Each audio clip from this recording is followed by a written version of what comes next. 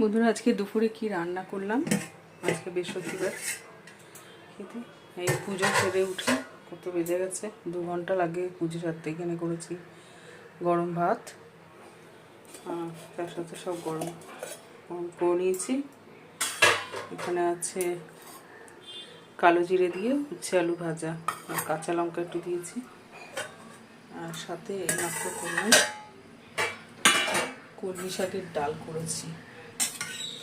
কালো জিরে শুকনো লঙ্কা ফোড়ন দিয়ে মুসুর ডাল দিয়ে কলমি শাকের ডাল করেছি। 1 আটি কলমি শাক ছিল, সেটা দিয়ে ডাল করে নিয়েছি।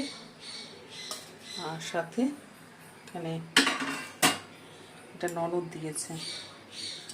এখানে আছে, এটা মনে হয় বোয়াল মাছ না শিলং মাছ, সে ঝাল ননদ আজকে দিয়েছে। এখানে আছে মাছের ঝাল। তো বন্ধুরা, এটাই আজকে আমাদের দুপুরের খাবার। ভালো লাগলে প্লিজ একটু লাইক দিয়ে দিও, আর চ্যানেলটা সাবস্ক্রাইব আর ফলো করে দিও। তো চলো, দুপুরের খাবার সময় দেখা হবে। খাবারটা খেয়ে নেবো।